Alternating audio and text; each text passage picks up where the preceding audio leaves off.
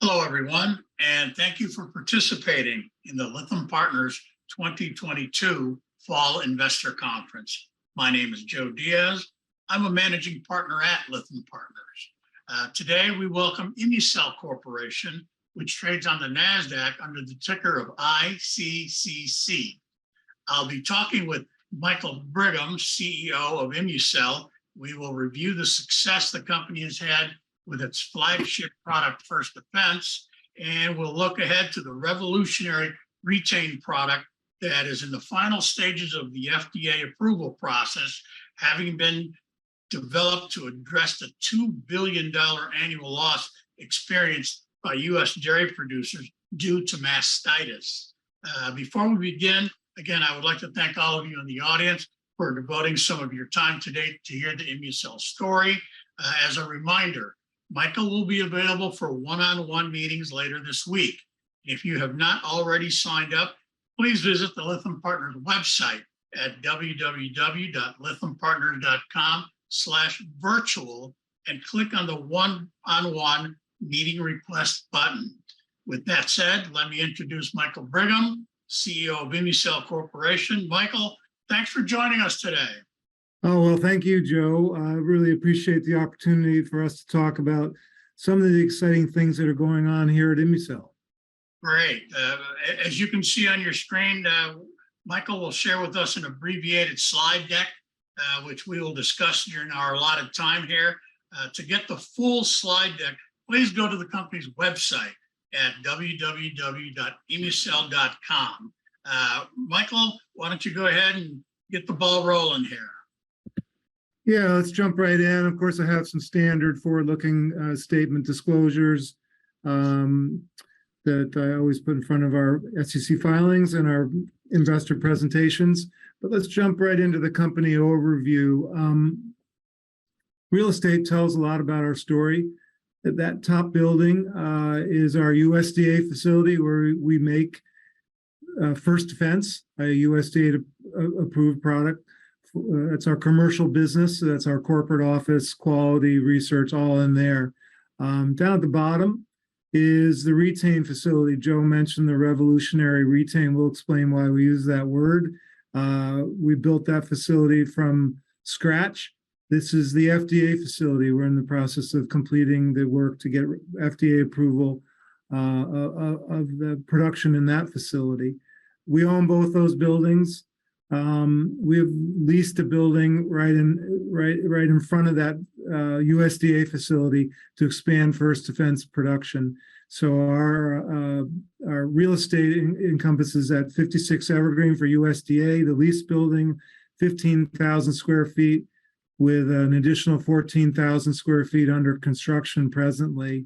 And then out the back door is that 33 Caddy, that FDA facility, with a 5,000 square foot warehouse building right next to it. So we own the two in the picture, the warehouse facility, and lease that extra First Defense. And quite simply, we're capitalizing on this great growth in First Defense while we bring Retain the final stretch through the FDA to approval. First Defense delivers immediate immunity, something very important to a newborn calf. We deliver these antibodies to protect her right after birth. And as Joe mentioned, this mastitis for Retain, the FDA product, huge problem, the biggest problem to dairy producers. It causes about $2 billion of economic harm per year. As far as the role ImmuCell plays around those products we just briefly discussed, a common theme is reducing antibiotics. We want to use less antibiotics in food production animals.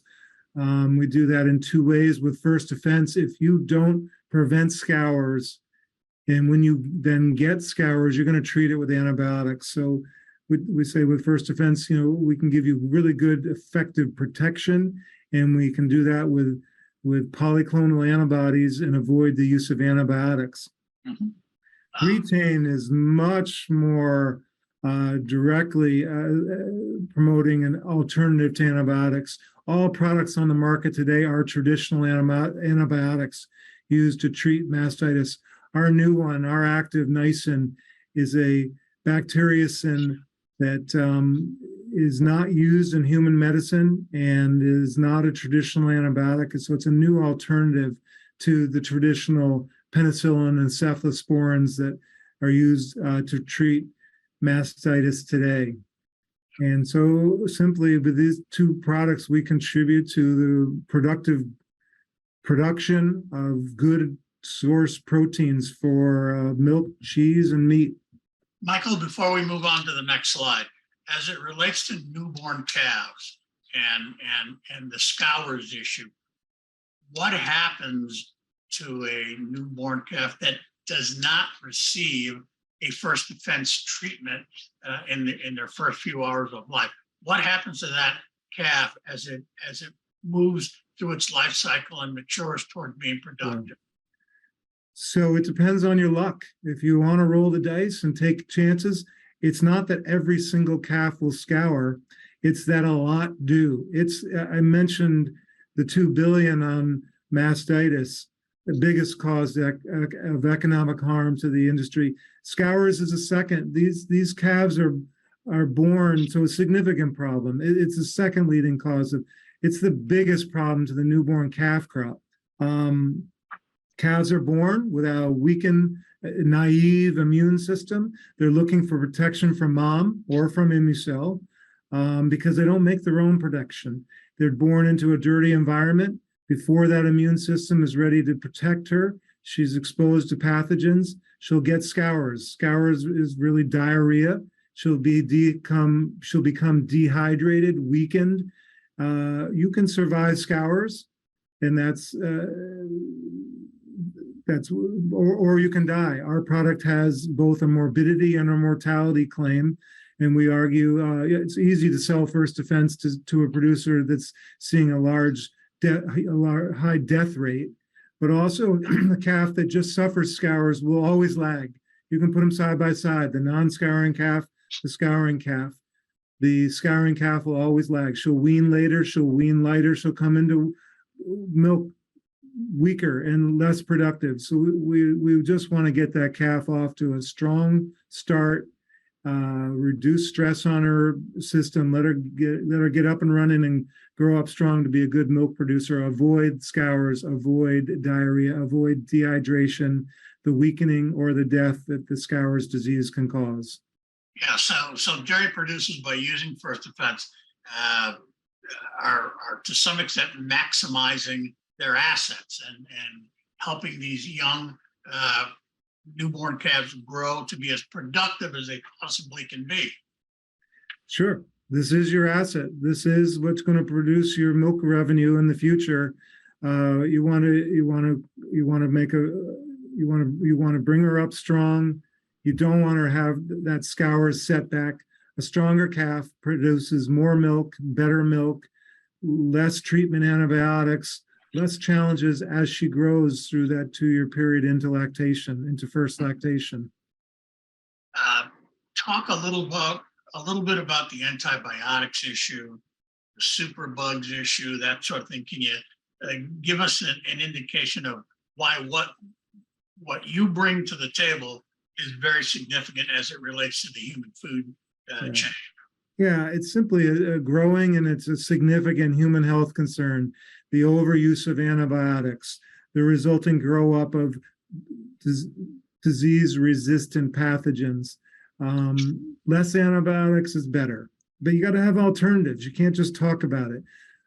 So we are presenting alternatives. We are presenting solutions so that we can, in a sense, save that antibiotic for the most severe case. Save it for a human disease where it's in great need, and use it less on animals. Keep it out of the food chain. Keep it out of the food, the milk, the cheese that we drink and eat.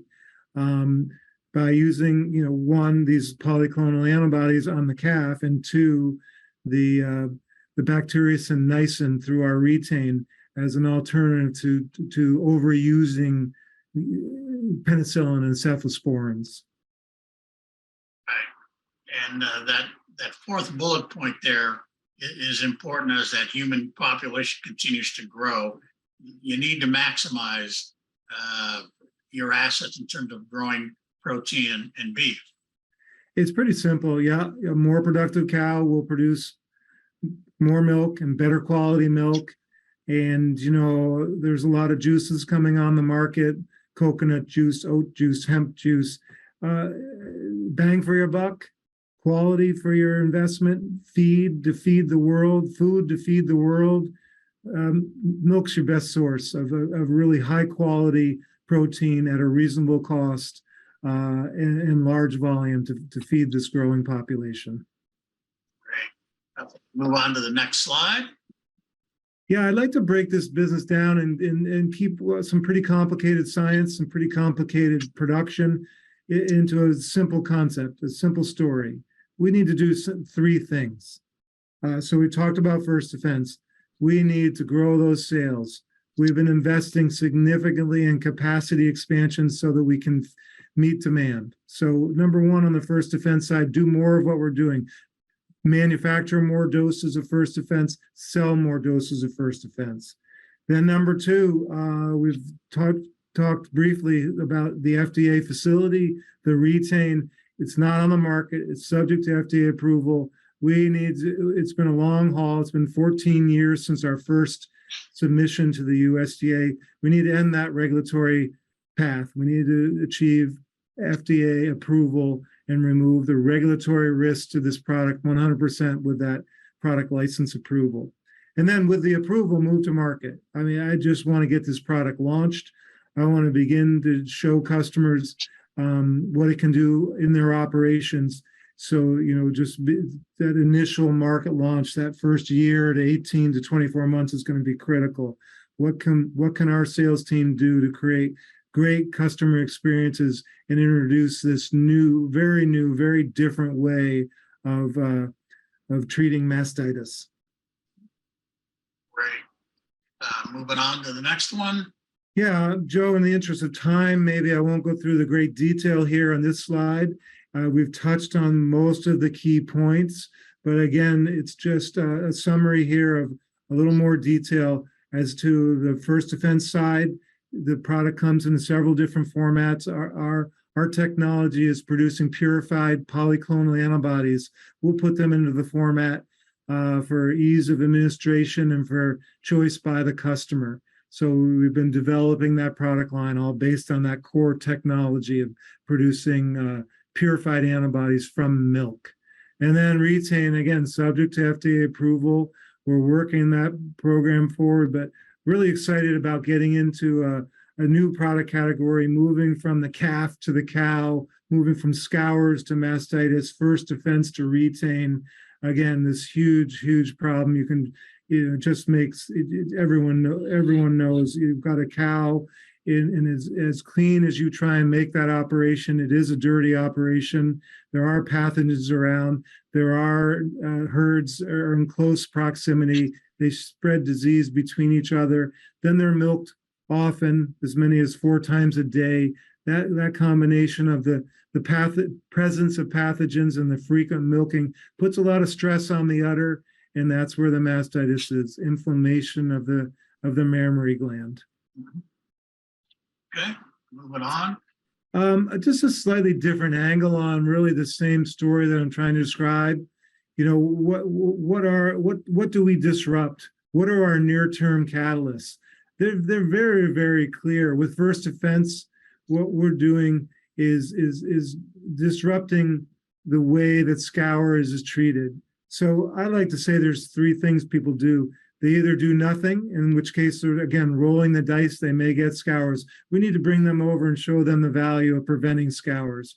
Some people treat the calf, and we'll have a slide here in a moment to show our competitive advantage against these calf-level treatments. And then what is really creating our growth, this bigger disruption, is our competitive market share gain against vaccines. These vaccines are given to the mother cow in the hope that she'll produce better colostrum that can then be fed to the calf. And we're all for that, but we want to do it in a measured way and give remove the variability that is inherent with any vaccine response. So we're disrupting the market that way, and the capacity is the catalyst. The sales demand has exceeded our supply. We've been on backlog. We've been investing significantly in capacity expansion, and that's coming online to basically take us from backlog to presently about break even, where we're meeting demand. And as we go forward, we want to be well ahead of demand into anticipating future growth. So that's the first defense side. On the retain side, truly, we use the word revolutionary because it's just not a Me Too product. We could not bring a Me Too product together against big pharma competition that is very well established in the market. But the disruption here is bringing a product with zero milk discard. So we talked a lot about antibiotic residue, antibiotic risk, the overuse, and the problem of too much antibiotic usage. Again, niacin is a bacteriocin. It's not a traditional antibiotic. And we've established with the FDA a zero milk discard claim, completely unique, a competitive advantage. No one else, that's our differentiating product feature. Every other product on the market is sold subject to a discard. You must discard milk during treatment and for a period after. This is all to clear the antibiotic out of the milk. And again, so we've established this zero milk discard claim that will allow us to treat and not dump milk. And dumping milk is the biggest sort of disincentive to treating, because people want the revenue. And they know if they treat, they got to dump. So we come in and solve that problem and say, treat and don't dump. And the catalyst is clear. Seeking FDA approval. We're making a submission very shortly here. It will be subject to a 6-month review, and we hope at that point we will be able to announce FDA approval and move to market launch. Okay.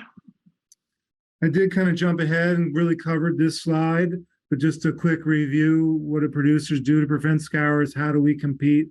Again, there's a group that does nothing. They're going to get scours sometime, and when they get it, it's going to be an outbreak. And we just go on farm and show them the benefit of reducing and almost eliminating that risk. Just don't play around with scours. Keep that calf robust and healthy right from day one. Then there are these products that are given to the calf. I'll show you some more detail on that. We compete very effectively in that category. In this new category, again, treating against the vaccinations, the cows, the products that are given to the mother cow to boost her antibody production in her colostrum. Again, extremely variable. So we got to have a good product. We've got to have recognized efficacy to go up against these big companies. And at the calf level, this slide the message is as clear as can be in this slide. You know, for a long time, we were competing with a bivalent product, E. coli and corona claims only. What's changed our world is the addition of this rotavirus claim.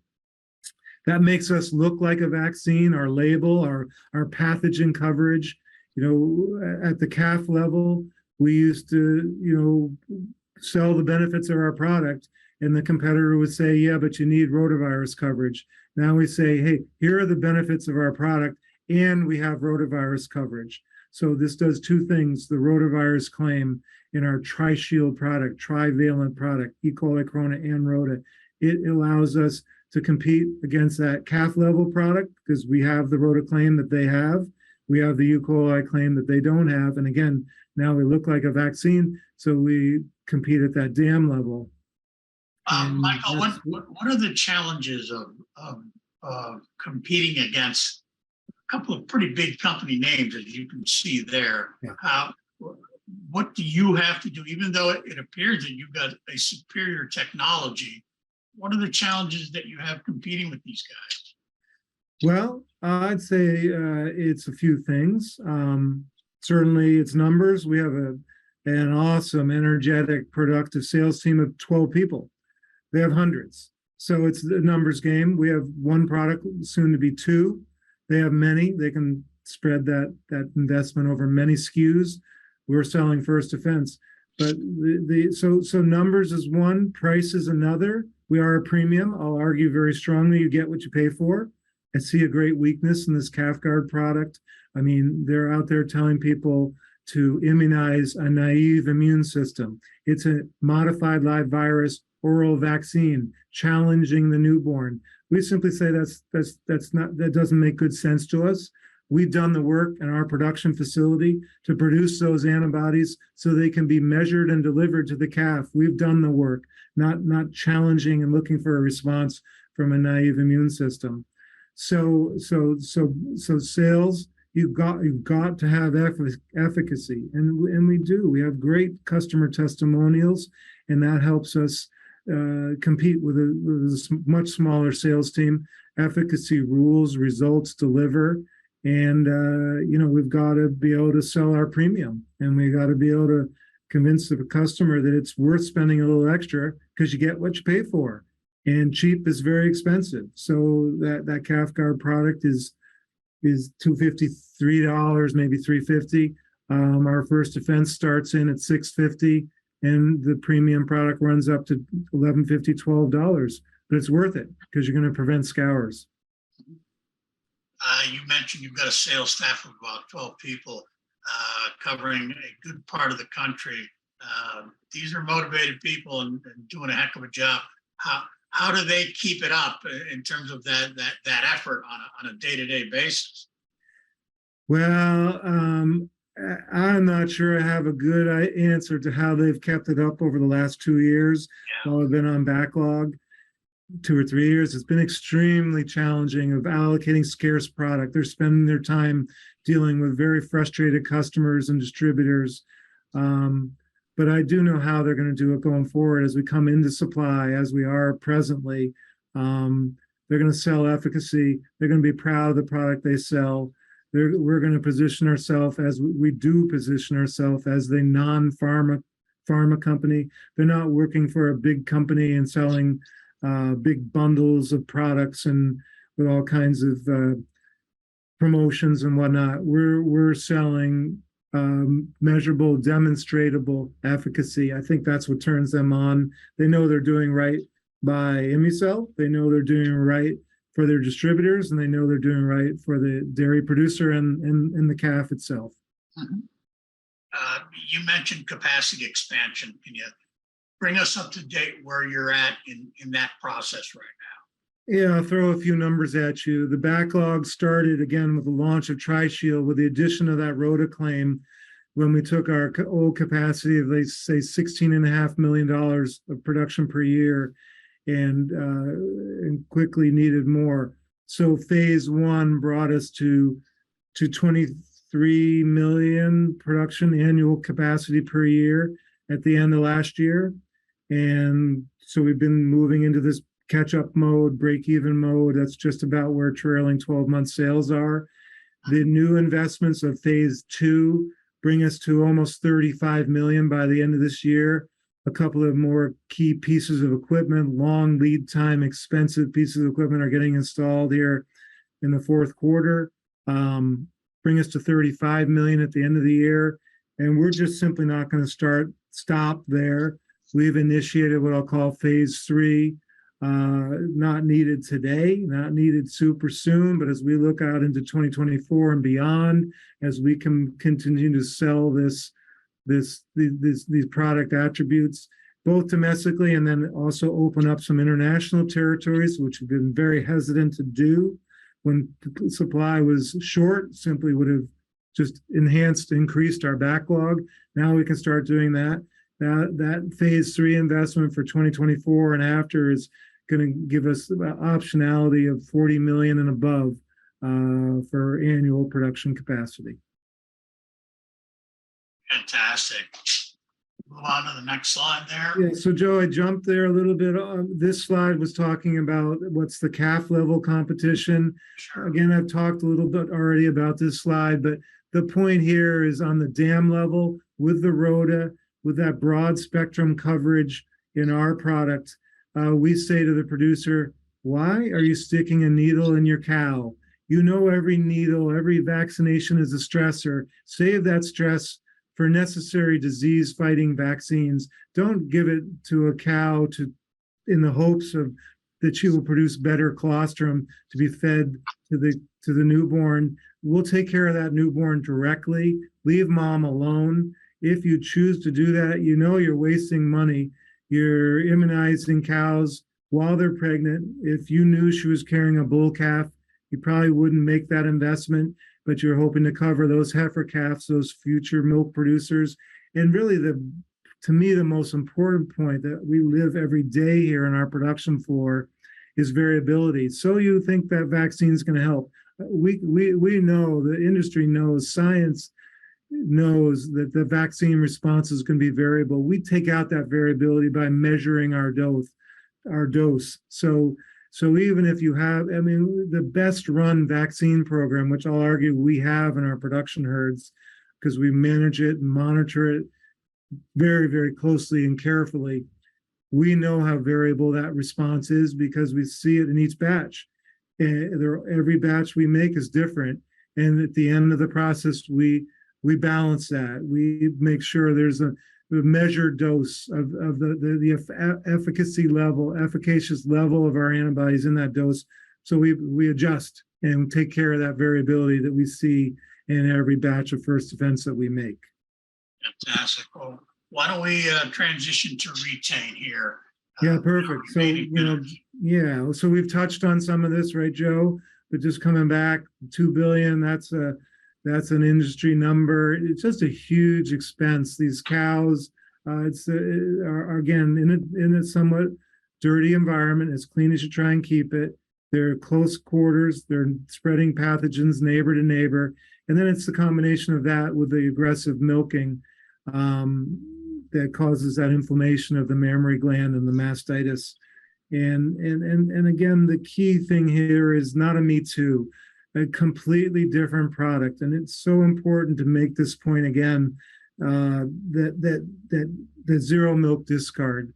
Where the market is today is treating clinical mastitis. Where the market is today is ignoring subclinical mastitis, because when the cow is only subclinically infected, the milk still can be sold.